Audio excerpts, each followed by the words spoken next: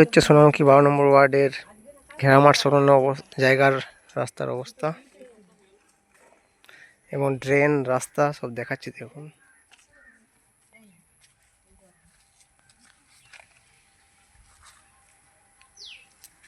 এই রাস্তা দিয়ে পেরানো যায় না, এতটাই রাস্তার খারাপ অবস্থা। অনেকবার বলা হয়েছে রাস্তাটা ঠিক করার জন্য, বাগিয়ে দেওয়ার জন্য, কিন্তু পেরানো যায় না। আর ড্রেন তো দেখুন এই বন্ধ, চারিদিকে ঝোপঝাড়, সাপ, পোকামাকড়, সাপের, বিছের প্রচুর উপদ্রব এখানটায়, কিন্তু কোনোভাবেই জায়গাটা ঠিক রাখা হয় না। সে একবার করে বললে বা জানালে, অনেকবার বলার পর, অনেক ডাকার পর তারপরে হয়তো একবার কখনো করলো, তারপর আবার সে যেইকে সেই হয়ে যায় এখানটায়।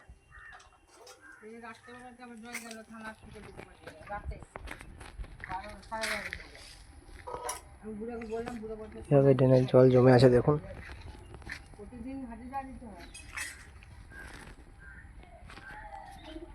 তাই প্রতিটি জায়গাতে ড্রেন প্রায় বন্ধ হয়ে গেছে বলা যায়।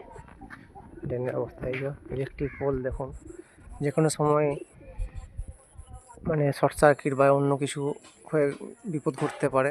এই দেখুন ইলেকট্রিক পোলের অবস্থা দেখুন।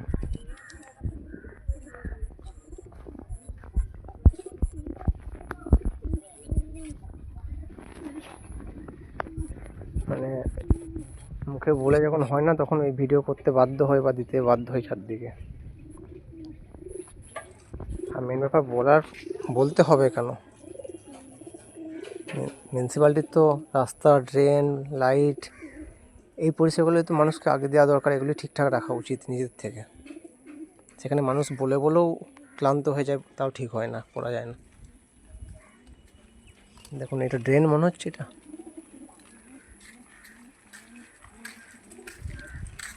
চারিপাশ এত ঝোপঝাড়, আবর্জনা।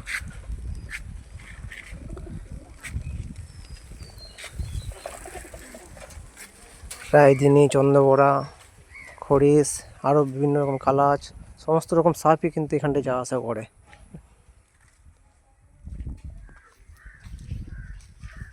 পুরো ড্রেনের অবস্থা দেখুন, চারিপাশ দেখাচ্ছি সব দিকটায়। এটা কি ড্রেন মনে হচ্ছে?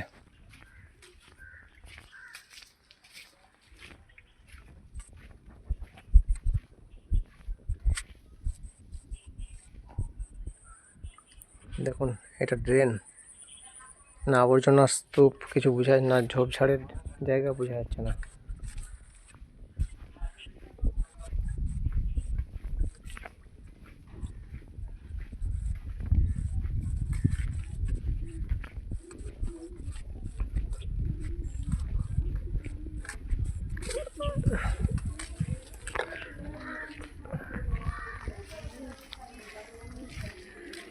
ও, আবেদন রইল, আশা করি এই ভিডিও যদি সোনামুখী পৌরসভার দায়িত্বপ্রাপ্ত যারা রয়েছেন তাদের কাছে পৌঁছায়, তারা শীঘ্রই ব্যবস্থা নেবেন, এটাই আশা করব।